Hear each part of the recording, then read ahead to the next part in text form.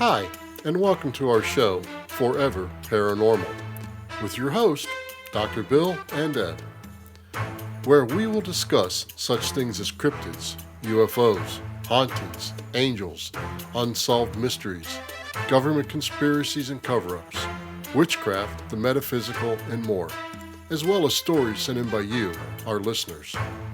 If we can connect a paranormal element to it, we'll talk about it.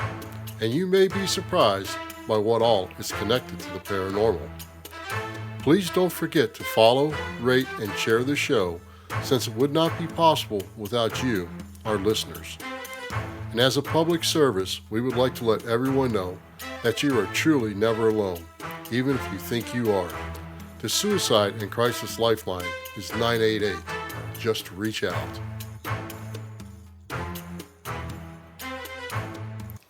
Hi everyone, and happy Memorial Day. Welcome to our bonus episode about the Skinwalker. Skinwalkers are from the Navajo culture and is a harmful witch who can transform themselves into, possess, or disguise themselves as an animal. This is known as the Navajo Witchery Way and is a type of witchcraft that uses human corpses, tools, and concoctions from the bones to direct spiritual forces to cause harm and misfortune to others. It was passed down from the elders through the generations as part of their culture. Although mainly Navajo, the Pueblo, Apache, Hopi, and Ute people also have their own version of skinwalkers, though they are not as commonly spoken of. In the Navajo language, they are called Yi Naldurushi, and it translates to, with it, it goes on all fours. It is just one of several types of Navajo witches and is considered the most malevolent, volatile, and dangerous of all. For the Navajo people, witchcraft is just another part of their spirituality and one of the ways of their lives. As such, witchcraft has long been part of their culture, history, and traditions. Witches exist alongside humans and are not supernatural until they become malevolent. The Navajo believe in certain sacred places of the land where the powers of both good and evil are present, and these powers can be harnessed for either.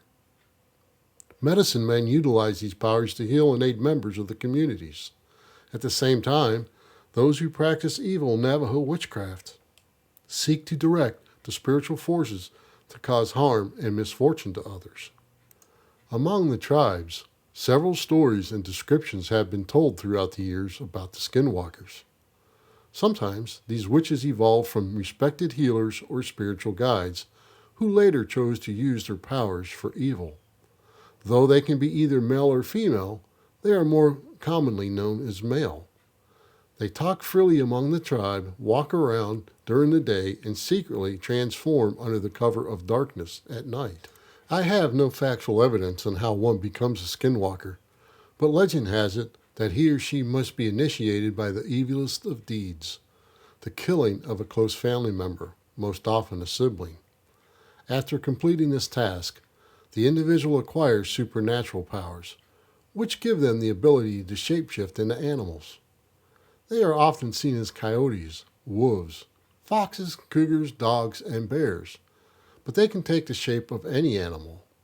They then wear the skins of the animals that they transform into, hence the name skinwalker. Sometimes they also wear animal skulls or antlers on top of their heads that give them more power. They choose what animal they want to turn into depending on the abilities of that animal needed for a particular task, such as speed, strength, endurance, stealth, claws, teeth, etc. They can quickly transform into something else if they're trying to escape from pursuers. Because of this, the Navajo consider it taboo for its members to wear the pelt of any predatory animal, like wolves or bears. However, sheepskin, normal leather, and buckskin are acceptable. It is said the skinwalkers can also take possession of bodies of human victims if a person locks eyes with them. After taking control, the witch can make its victims do and say things that they would normally otherwise not do. If one pays particular attention, once they are shapeshifted, Others can tell they are not real animals because of their eyes, and they are very different from those animals. Instead, their eyes are more human, and the sclera remains white. And when the lights shine on them, they are said to turn bright red. There is said to be an evil society of the witches which gather in dark caves or secluded places for several purposes: to initiate new members, plot their activities, harm people from a distance with black magic, and perform dark ceremonial rituals. These ceremonies are similar to other tribal affairs, including dancing, feast, rituals, and sand painting, but were corrupted with dark connotations.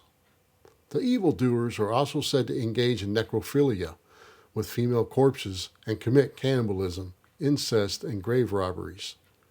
During these gatherings, the skinwalkers shapeshift into their animal form or go about naked, wearing only beaded jewelry and ceremonial paint. The leader of the skinwalkers is usually an old man who is very powerful and a long-lived skinwalker. Skinwalkers are said to have other powers as well, like that of reading others' minds, controlling their thoughts and behaviors, causing disease and illness, destroying property, and even death. Those who have talked about their encounters with these evil beings describe several ways to know if a skinwalker is nearby. They make sounds around homes, such as knocking on windows, banging on walls, and scraping noises on the roof. On some occasions, they have been seen spied peering through the windows. More often, they appear in front of vehicles in hopes of causing someone a serious accident.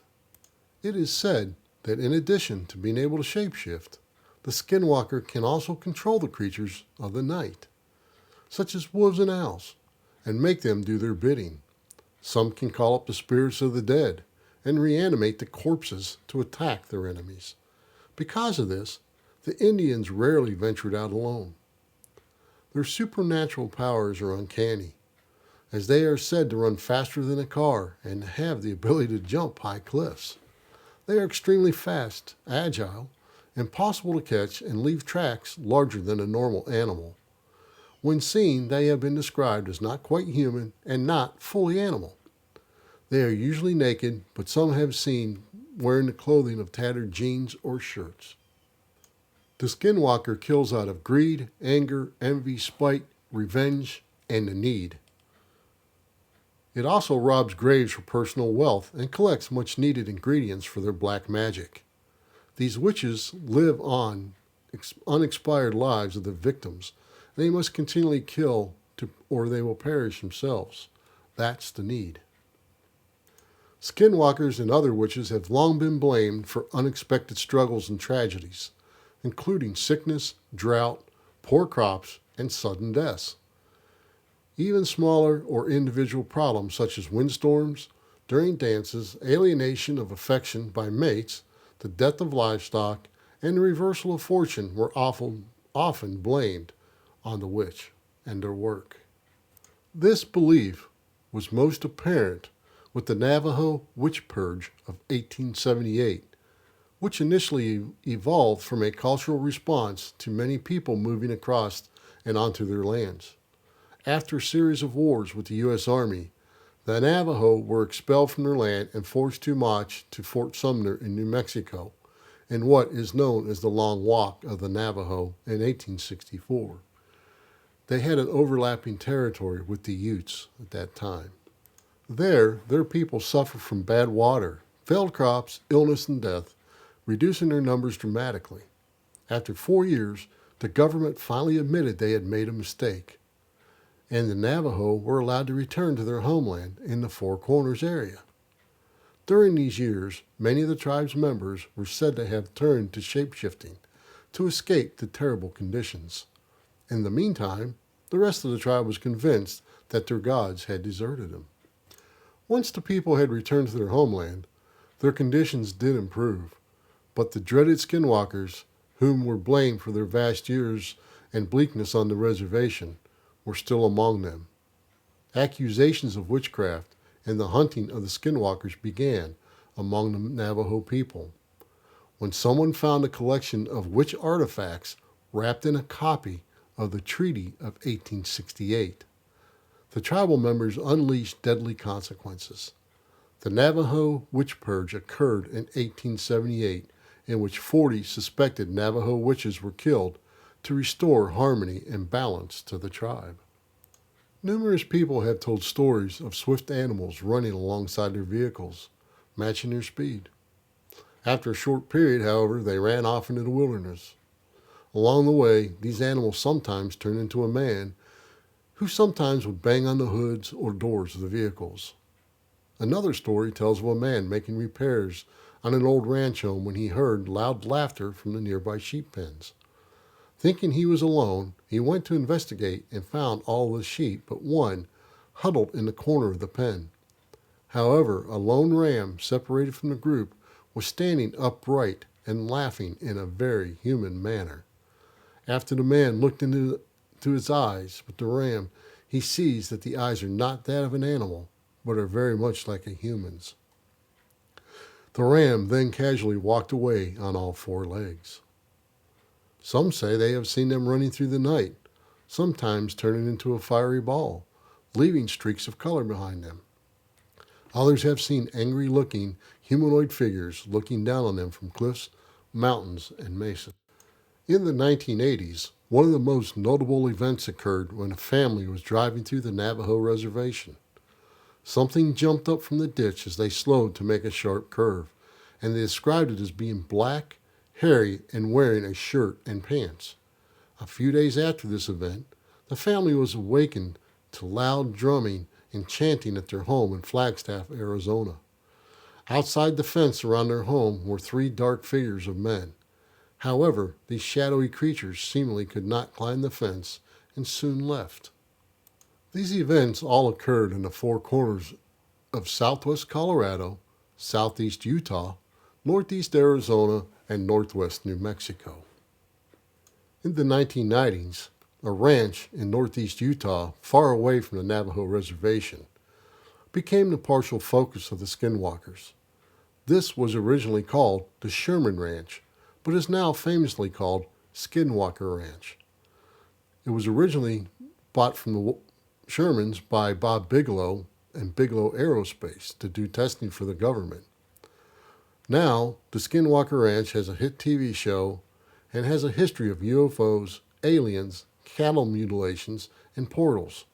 Located near the Ute Indian Reservation, these people have long thought that the Navajo put a curse on their tribe and retribution for the many perceived transgressions. Since then, the Skinwalkers have plagued the Ute people, but this is another story. Today, witchcraft represents the antithesis of the Navajo culture values and is not tolerated. They work to avoid, prevent, and cure it in their own daily behaviors. They still use medicine men, but not witchcraft. However, when it does exist, their laws have always said that when a person becomes a witch, they have forfeited their humanity and their right to exist, so they should be killed. That seems harsh. However, skinwalkers like dogmen are notoriously hard to kill, and attempts are usually unsuccessful. Trying to kill one would often result with the witch seeking revenge against that person. Successful killing generally requires the assistance of a powerful shaman who knows the spells and rituals that can turn the skinwalker's evil back upon itself. Another alternative is to shoot the creatures with bullets dipped into white ash.